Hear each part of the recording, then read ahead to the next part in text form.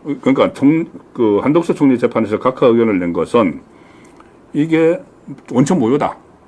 그러니까 한덕수 총리에 대해서 탄핵 소추안 의결을 국회에서 할 때 원래 200석 이상 기존을 해야 되는데 151석 기존을 했기 때문에 무효다.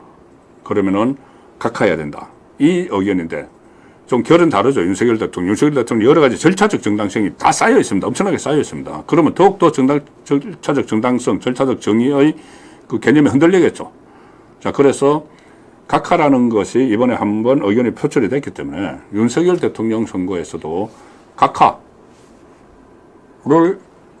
아마 조한창, 정형식 이렇게 절차적 정당성을 중요시하는 이 재판관들은 각하 의견을 또 낼 겁니다. 각하 의견을. 그러면 이 좌파 성향의 재판관들 중에서도 각하 의견에 동조할 사람이 몇 있을 겁니다. 왜 몇 있느냐 하면은 자, 지금 이제 좌파라고 하면은 일반적으로 이제 그 이준석 방통위원장 때 그 파면해야 된다고 주장을 했던 이 문영배, 이미선, 이 정정미, 정계선 이 네 사람이죠. 이 네 사람인데 문영배, 이미선은 4월 18일 날 퇴임합니다. 퇴임을 하죠. 그러면 이제 퇴임을 하고 나면은 이제 헌법재판관이 아니기 때문에 변호사를 하든지 이제 하겠죠. 그런데 지금 초기에 비해서 엄청나게 탄핵을 기각을 해야 된다는 여론이 상당히 많습니다. 여론이 상당히 많죠. 그런데 이 상황에서 무리하게 밀어붙여서 인용을 해서 파면을 하고 조기 대선이 치러지게 되면은 이제 그럴 가능성이 지금 굉장히 낮아졌는데 어쨌든 그런 식으로 계속 본인들이 주장을 하면은 나중에 역사의 기록에 남죠. 역사에 다 남습니다. 그리고 가장 중요한 것이 그 전에 박근혜 전 대통령이나 노무현 전 대통령은 사법 절차가 같이 진행이 안 됐습니다.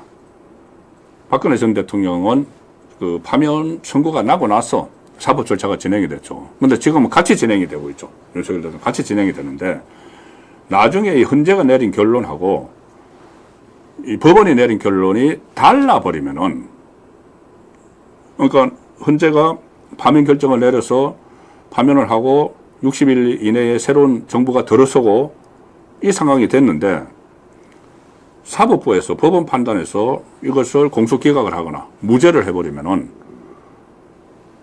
대통령 다시 복귀할 수도 없는 거고 헌재에서는 결정이 나버렸기 때문에 굉장히 골치 아픈 대혼란이 일어날 수 있는 상황이 되는 겁니다. 그래서 좌파 성향의 헌법재판관들도 그런 여러 가지 그 과거와는 다른 박근혜 전 대통령이나 노무현 전 대통령 때와는 상황이 다르기 때문에 그러면 차라리 절차적 정당성도 지켜지지 않았고 또 그 형법상 내란죄를 뺀 것도 계속 학계에서 막 문제가 되고 있죠. 뭐 헌법학의 이 거두인 뭐 허영 교수를 비롯해서 전부 다 이것은 안 된다. 사기 탄핵이다. 그 80%를 차지하는 형법상 내란죄를 빼버리고 헌재에서 심리하는 것은 정당성이 없다. 이렇게 하고 있으면은 재판관 입장에서 가장 좋은 방법이 뭘까요? 손 떼는 거죠. 자기들 손 떼는 거죠. 그런데 합법적으로 절차상 하자 없이 손 뗄 수 있는 방법이 등장을 한 겁니다. 그게 바로 각하죠. 우리는 결정 안 해. 이것은 헌법 그 절차상의 여러 가지 지금 논란도 있고 학계에서도 의견이 분분하고 하기 때문에 우리가 결정할 수는 없어. 그리고 두 명이 곧 이제 퇴임을 하는데 그 문영배하고 이미선이 퇴임을 하고 난 이후에 여러 가지 부담이 생길 수가 있죠. 그래서 아예 각하를 할 가능성이 상당히 높아졌다는 것이 오늘 이 한덕수 총리 재판에서 나온 두 명의 각하 의견, 그 각하 의견이 갖는 큰 의미가 되는 것입니다. 그래서 제가 각하라는 새로운 옵션이 오늘 한덕수 총리 선거를 계기로 해서 떴다. 자, 그래서 그 이슈 집중 해보려 해드렸고, 자, 연결돼서 제가 이 말씀을 드리려고 합니다. 윤 대통령 기각, 각하 차이점은 뭘까? 기각, 되거나 각하되거나, 기각은 그 법원 판결로 치면은 기각은 무죄죠. 무죄죠. 그런데 각하는 법원 판결로 치면은 공소 기각입니다. 유무죄를 판단을 하지 않고 그냥 말 그대로 이 유죄 무죄 결론 안 내리는 거죠. 그래서 가령 예를 들어서 지기현 부장판사가 이 절차적 정당성에 문제가 있다고 했기 때문에 나중에 윤석열 대통령의 이 사법적 절차에서는 공소 기각을 할 가능성도 있습니다. 공소 기각을 하면은 유죄 무죄와 달리 공소 기각을 하게 되면은 이게 판단을 안 했기 때문에 원래 다른 유죄냐 무죄냐 판정을 하면은 그 일사부재리 원칙에 의해서 같은 걸로 다시 기소를 못 하죠. 그런데 공소 기각을 하면은 결론을 안 내렸기 때문에 다시 이 수사권이 있는 경찰이 수사를 해서 검찰에 다시 기소를 신청을 해서 검찰이 할 수가 있습니다. 공소 기각을. 이제 그건 이제 사법적 절차고, 헌재 절차에서도 마찬가지입니다. 기각이나 인용 결정을 안 내리고 각하를 결정을 하면은 이게 일사부재리에 해당이 안 되는 거죠. 결정을 안 내렸기 때문에. 그러면은 어떤 상황이 벌어질 수 있냐면은 민주당이 다시 탄핵 발의를 하는 겁니다. 윤석열 대통령에 대해서 탄핵 발의. 똑같은 걸로는 안 되죠. 그러면 탄핵 발의를 하면서 지금 헌재로 넘어간 그 내용 중에서 자기들이 빼려고 했던 이 형법상 내란죄를 뺀 상태에서 탄핵 발의를 하면은 다시 이제 표결에 붙여지죠. 표결에 붙여지면은 이 3분의 2가 이사됩니다. 3분의 2가 이사되니까 이번에 헌재에 넘겨지는 과정에서 처음에는 국민의힘이 표결에 불참을 해서 3분의 2가 안 돼서 기각이 됐죠. 근데 다시 또 이 탄핵을 발의를 해가지고 그때 한동훈이 자기를 체포하라는 뭐 명령이 있었다. 이것을 어디서 듣고 왔다고 해가지고 윤석열 대통령이 직무 정지를 시켜야 된다. 이렇게 한동훈이 일종의 배신을 하면서 그때 12명이 이탈을 했습니다. 친한동훈계. 그래서 이게 통과가 됐죠. 최소 12명이 이탈해서 통과가 된 상황이 됐죠. 자, 그러면 이게 다시 돌아와서 발의를 하면은 똑같은 상황이 전개가 되는 거죠. 국민의힘에서 108명 중에서 3분의 2, 그러니까는 108명이 딱 뭉쳐 있으면 되는데 그 중에서 일부가 또 이탈을 하면은, 그때처럼 이탈을 하면은 이게 다시 헌재로 갈 수가 있는 거죠.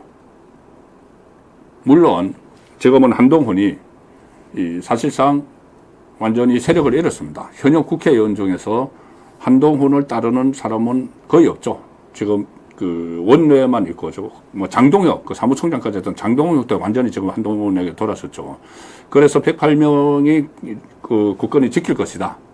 가령 안철수도 그때 안철수 의원도 탄핵에 찬성표를 던졌지만은 만약에 형법상의 내란이 포함이 안 돼 있었으면은 반대했을 거라는 이야기를 했죠.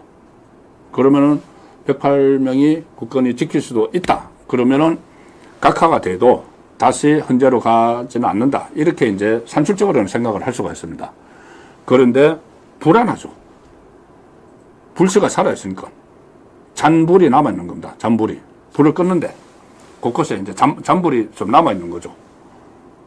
다시 발의를 할 수가 있으니까는.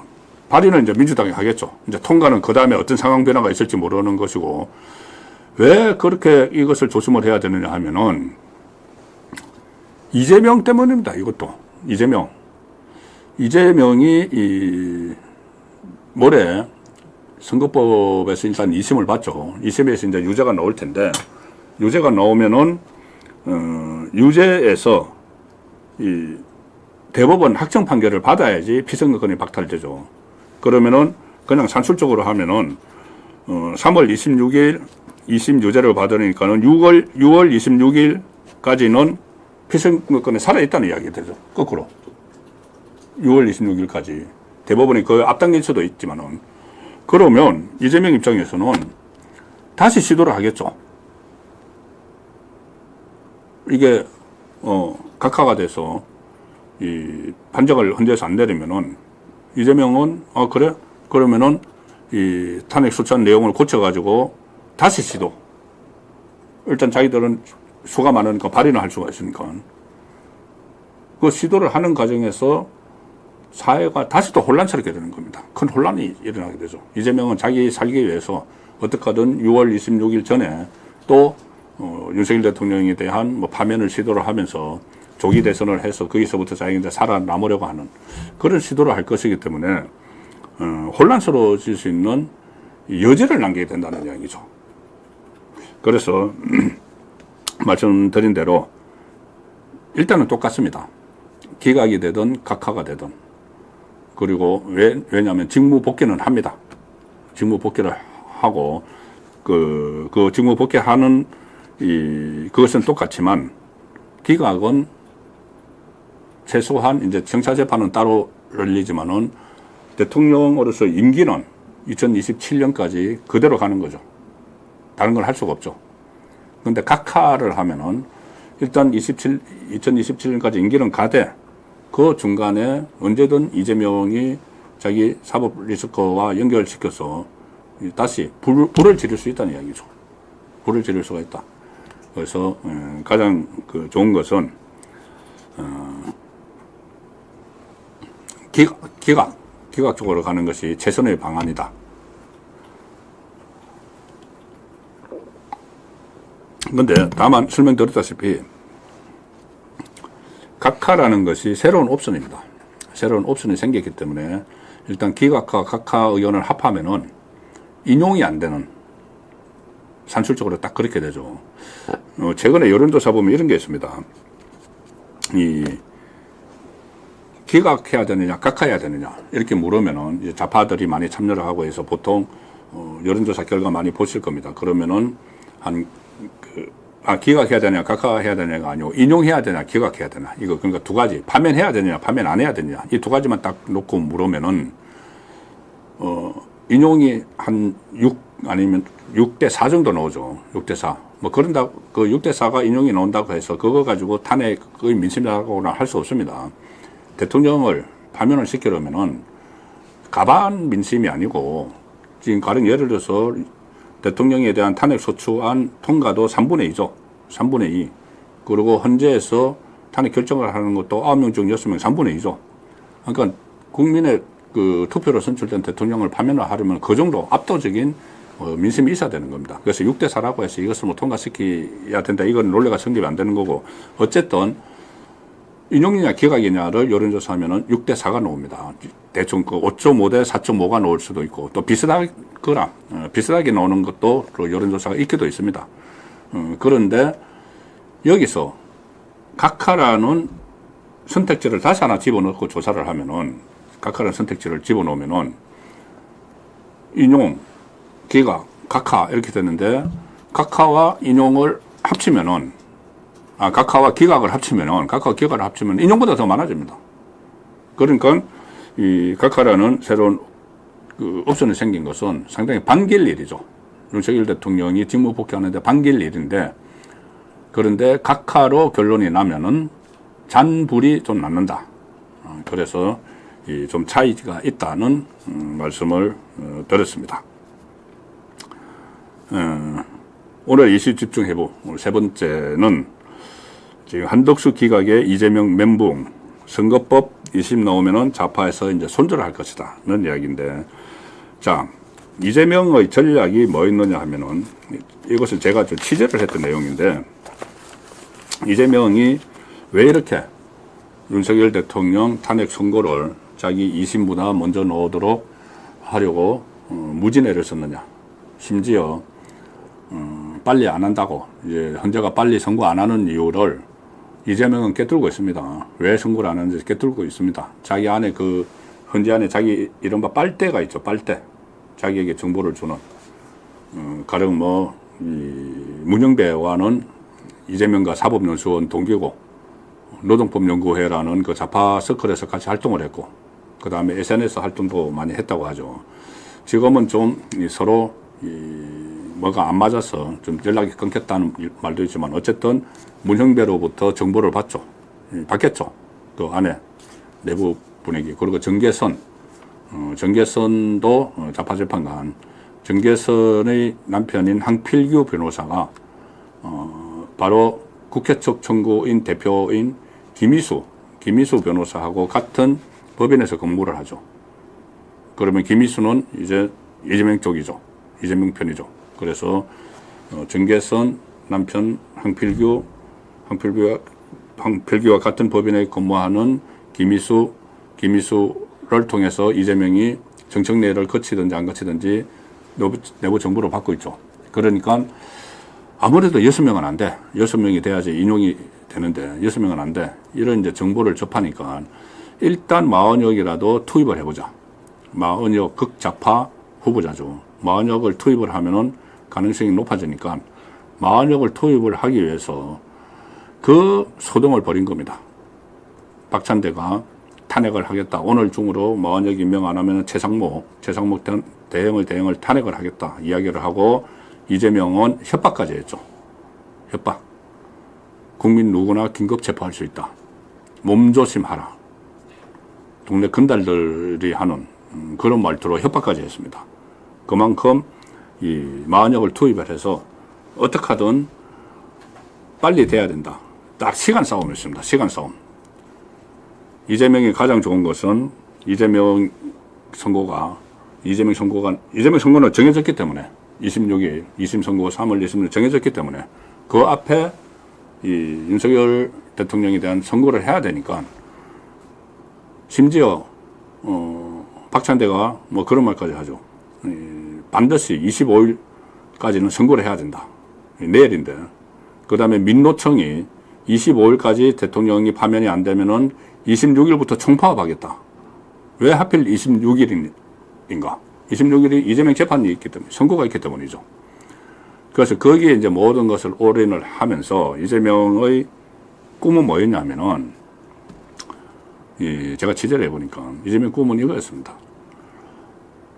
본인이 그때 김어준 그 방송에 나가서 자기 선거법 2심 선거에 대해서 별 걱정 안 한다는 이야기를 했죠.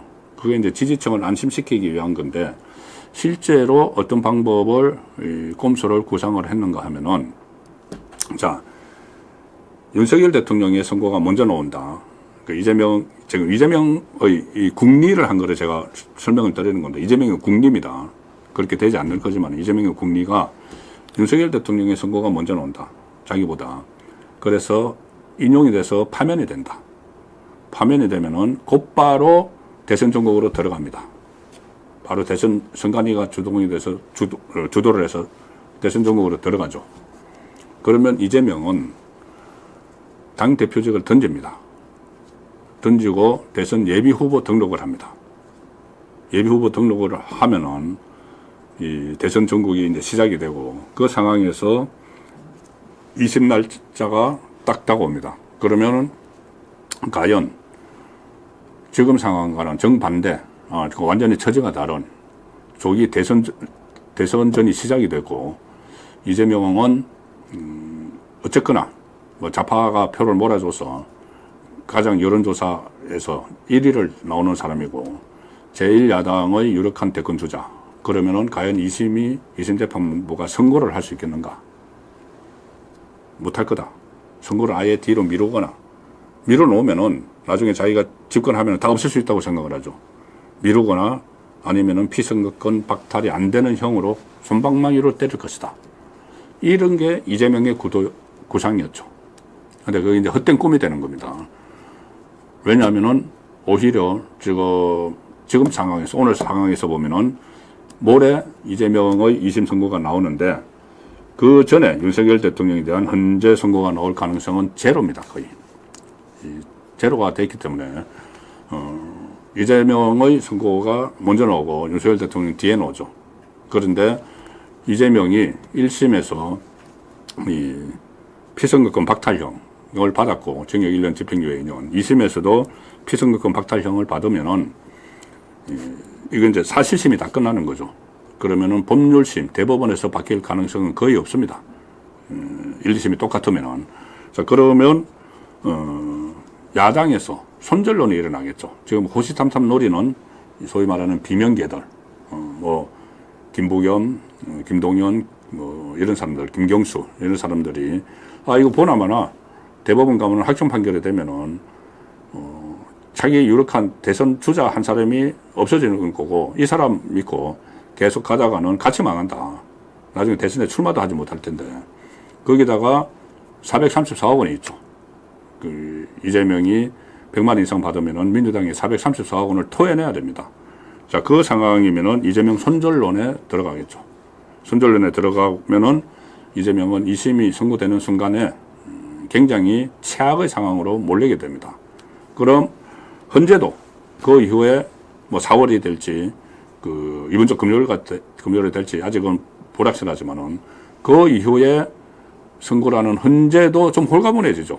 이재명이 2심까지 피선거권을 다 박탈되고 하면은 뭐 기각을 하더라도 좀 그다지 큰 부담이 없는 민주당이 좌파 진영이 어차피 분열이 막 되고 있는 상황이니까는 그런 이 그러니까 시간표에 따라서 그렇게 큰 전국을 좌우할 변수가 있기 때문에 이재명은 무조건 자기 선거를 뒤로 미루려고 했지만은 그것이 결국은 실패로 돌아갔다고 보이는 겁니다.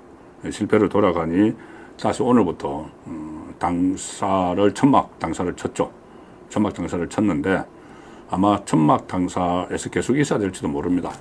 제가 434억 원 국고 토해내야 된다고 말씀드렸는데 민주당의 재산이 지금 한 800억 정도 됩니다. 그런데 그 절반이 여의도에 있는 당사, 민주당 소유죠. 그 당사가 한 400억 되고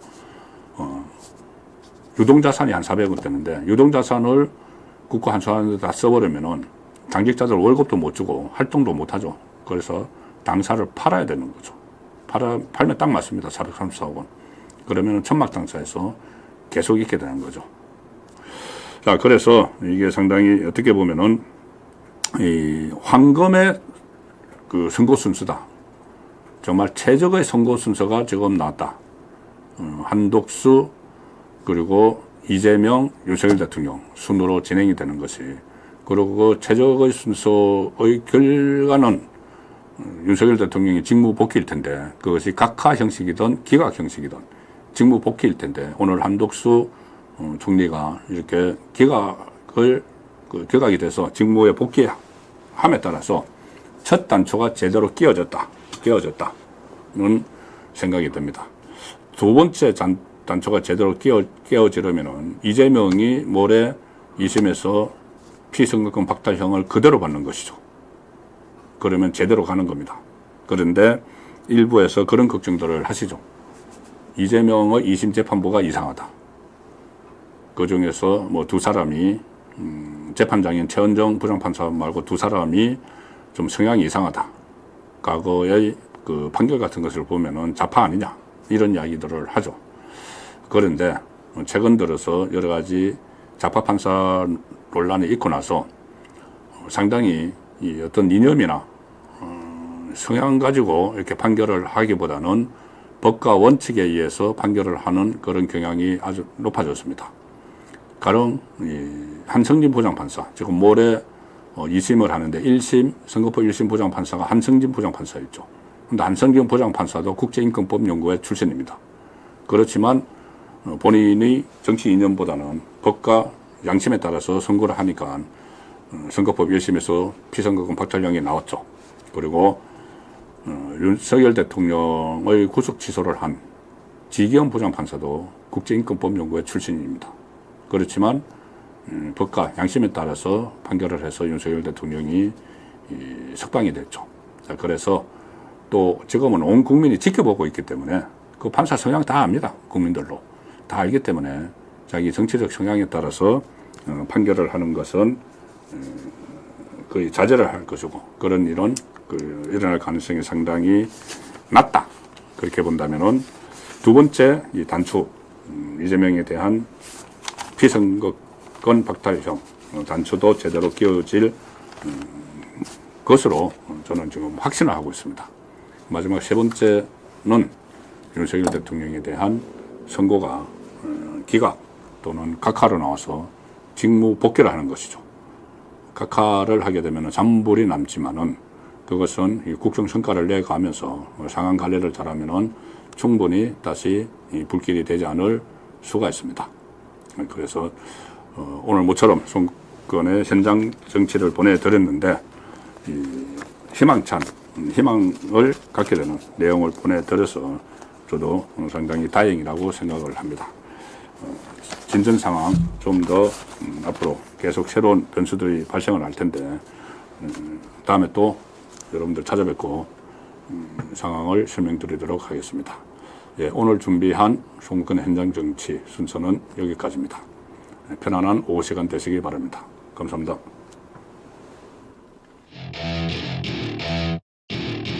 Welcome to my party, we're just getting started. A life is a dream or a nightmare scarring. Hand me a drink, cause I think I've got my party. We're just getting started.